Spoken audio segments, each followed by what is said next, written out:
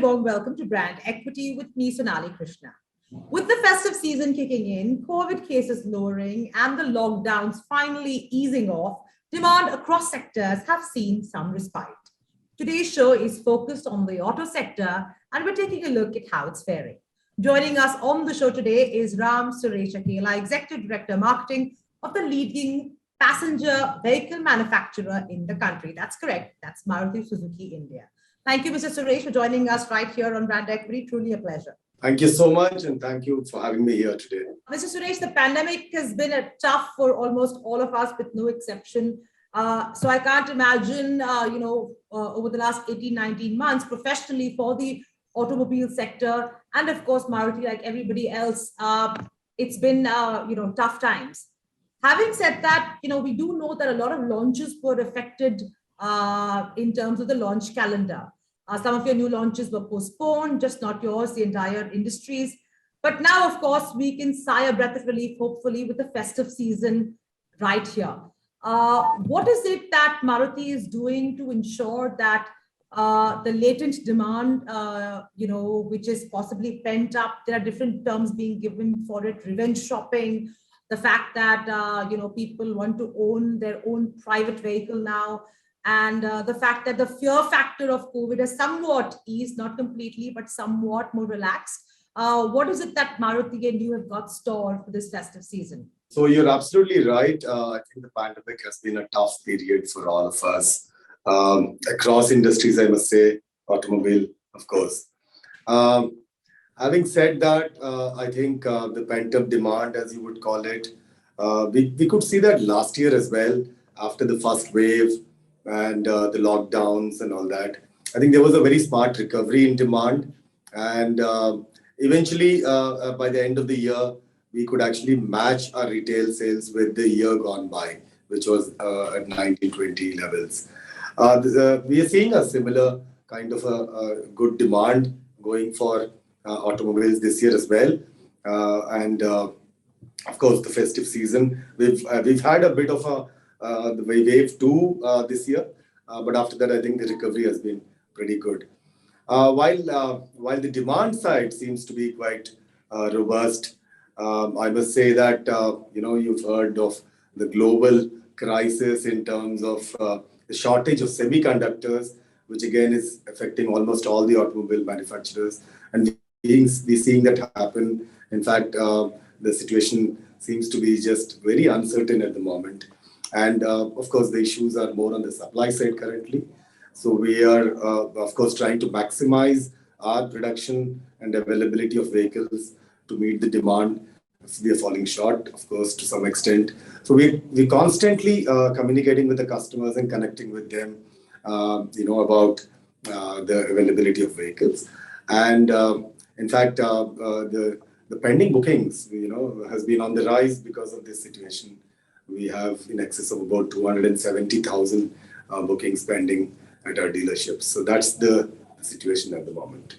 Mr. Suresh, if I ask you to look at the pre-pandemic era and now as we enter the post-pandemic era, would you say the way consumers look at passenger vehicles has changed, slightly or dramatically in the way they look at owning a vehicle? I know that before we went into the pandemic, a lot of us were even contemplating whether we should own a car because of shared mobility.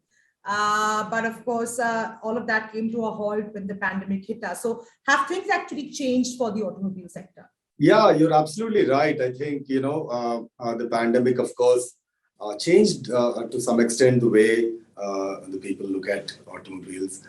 There's been a halt. There's been a little bit of a disruption there, if I may use the word, in terms of shared mobility. And customers did start moving towards, customers have actually really started moving towards personal mobility as a preferred way of having access to an automobile. So we're seeing that happen. I guess, we're still into the, just out of the second wave. As things ease out on the pandemic side, I'm sure there is some intrinsic requirement or a need for shared mobility as well. And so I think it will come back. I don't know. I mean, it's anybody's guess how long that could take, but I'm sure it'll come back. But at the moment, of course, the preference is more towards personal mobility. Mr. Suresh, how different is the customer journey now when it comes to buying a car from, let's say, 2019 to today in terms of the digitization of the entire process of that journey? In fact, why just about a year or two, I'll take you back to about, say, 2014 or before that. And in the traditional way of a customer buying journey, you would recall just about 6-7 years back, the customer would actually look at an advertisement on a newspaper or on a TV, and then go to a dealership, inquire about the vehicle, kind of understand the features of the car, take a test drive, and then go through the whole process of kind of finding a finance option for himself, and so on and so forth, and then purchase the car. I think those days are are changing quite rapidly. We started seeing some traction towards searching and actually comparing online by customers. One of the research reports of Google actually says that in excess of 90% of customers actually start their buying journey online in terms of searching for the vehicles, various models online. So that's been a huge transformation. And there's another study which says that the whole the buying journey from when the search starts and then the comparisons and various other things, there are 26 touch points in this entire journey of the customer. And while the number of touch points still remain the same, we now have for Maruti Suzuki 24 out of these 26 touch points which have been digitized. So except for the test drive and probably the vehicle delivery itself, I think most of those touch points have been digitized. And I must tell you that now we have almost 42% of our inquiries coming from online sources, and roughly about 25%, which is 1 in 4 vehicles retailed, coming from online sources. I have a futuristic question for you, Mr. Suresh. I'm assuming as we go ahead and we get more digitally savvy as a nation, this 1 in 4 will become, every 2 and 3, and then maybe, all 4. Do you see that actually minimizing your retail cost operations? Yes, to some extent, yes. If you look at, our dealers and ourselves also, in terms of reaching out to consumers, that the way in which we reach out to customers is changing. Earlier, we had the traditional media, whether it is the print or the television, playing a major role in terms of communication with customers. We now have the digital and online, media as well, which is playing a substantial part. Also, of course, in terms of for dealers, also when it comes to their efficiencies in terms of the operations and so on, I'm sure that these digital tools help in reducing costs. Now, I ask you this question simply because on one level, we're seeing an increasing percentage of the entire journey becoming digital, except for, of course, your test driving and actual delivery of the vehicle. But on the other hand, Maruti has been over the years really investing, and building around the arena network. Then you've also had your premium retail channel Nexa in 2015. So, there seems to be a large thrust on your, offline retail offerings as well. That's why the dichotomy of how this is going to move forward. So the arena channel was designed in a manner where we actually came up with a new set of brand values, where we wanted to bring in dynamic, social, and trendy as some of the new values, while retaining our existing values of reliable and efficient, which is there. And in the whole process, what we did is we revised the entire our operating, operations and SOPs to make it a much more integrated journey, integrating the offline and the online journey. So if a customer begins his journey online, and he visits the dealership physically, it is quite seamless that, he can start from where he left off online and then carry forward. So that's the kind of journey that we're looking at. And of course, the network and the physical network, as I said, still is an extremely important part when it comes to automobile sales, is what I feel. Mr. Suresh, I'd be curious to know that over the years, let's say, the last 5 years, how has your customer demographics changed, or has it not? Has it remained the same? Which bracket is still the most buying automobile demographic? The average age of the customer has been coming down. So we have roughly half, almost 46%, or roughly half the customers under the 35-year age group now. And so the average age, of course, is being going down. And the average, the household incomes have been going up. Of course, there is a significant difference between the Arena channel and the Nexa channel. Our Nexa customers are relatively more affluent as compared to the Arena channel customers, and so on. One important thing is that overall car penetration in India being just still at about 27 per thousand. We've seen that for consistently the first time buyers have been roughly about 46% of overall car sales, and that has been pretty steady. And that's why we also feel that the automobile industry has the promise in terms of growth and volumes. As we said before, the pandemic has witnessed a shift from shared to personal mobility. So I'm curious to know how your used car channel, True Value, is doing in these times, given the competition from Ola, Uber, and players such as those. And my joinder to that is, Maruti has different values to different sets of customers.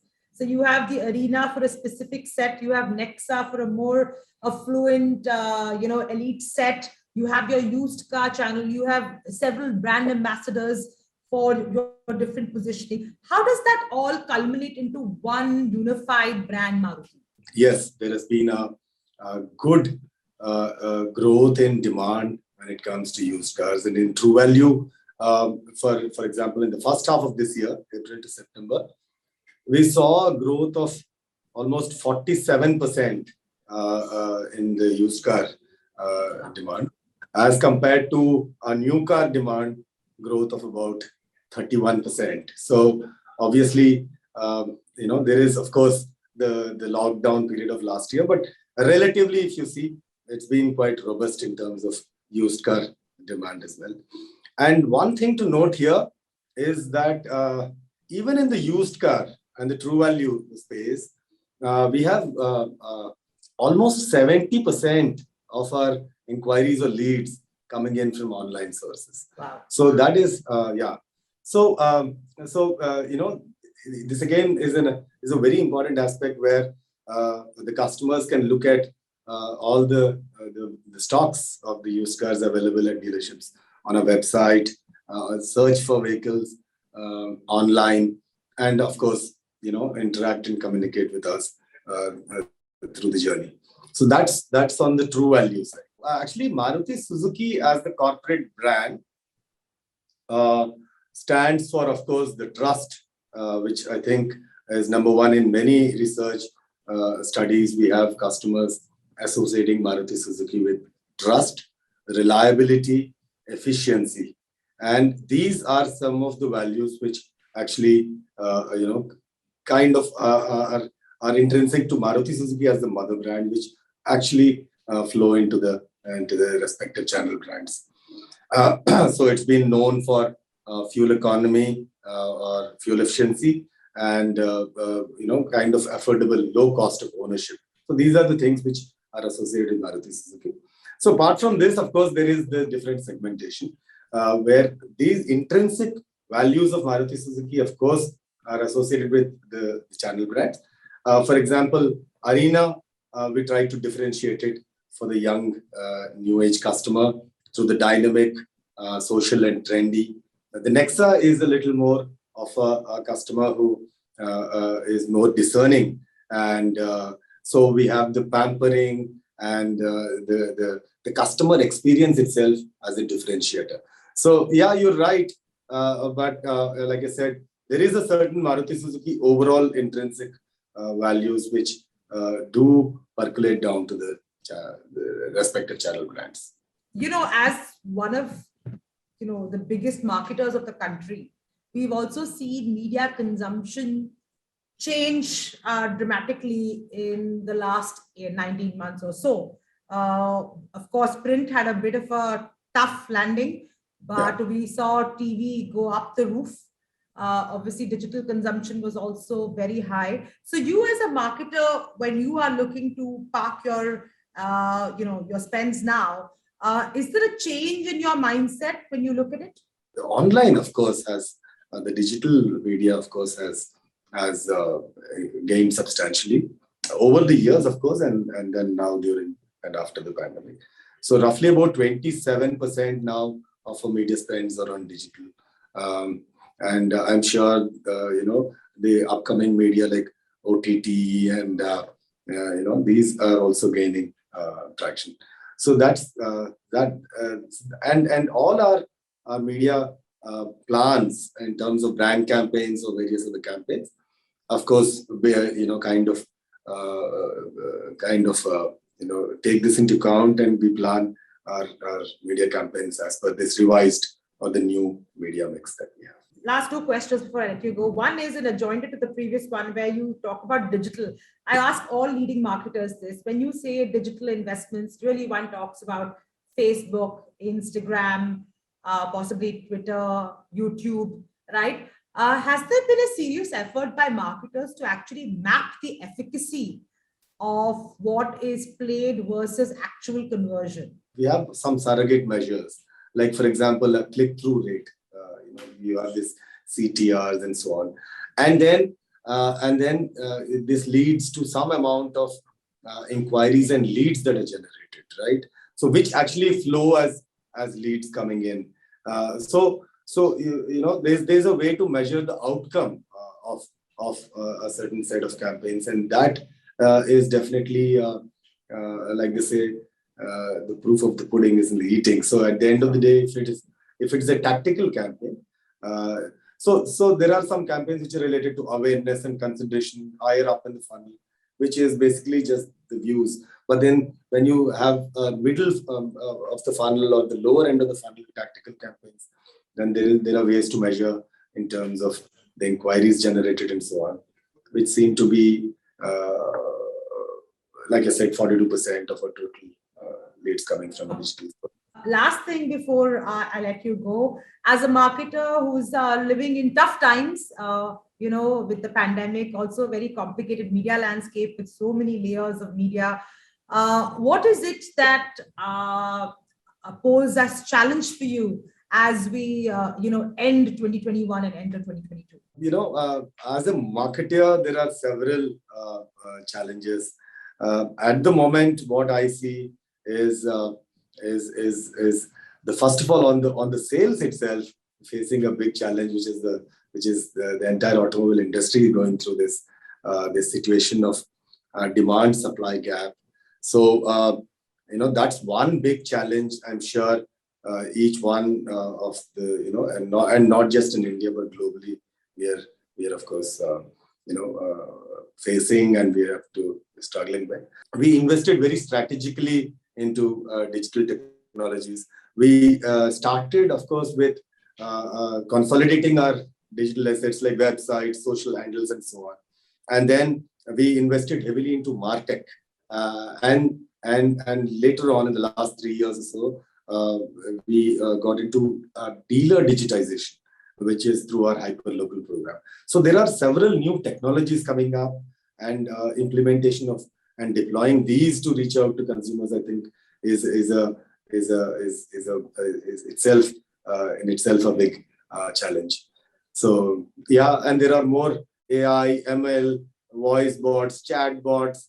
We have this customer data platforms and personalization. So there are several new areas which we are actively working on, and I see a huge change in the way that we reach out to consumers going forward. Well, on that note, Mr. Suresh, thank you so much for your time. Truly a pleasure. And here's wishing Maruti and the entire automobile sector lots of luck in the future as we wind down 2021 and move into 2022. And hopefully all your supply side issues are sorted very soon. Thank you so much.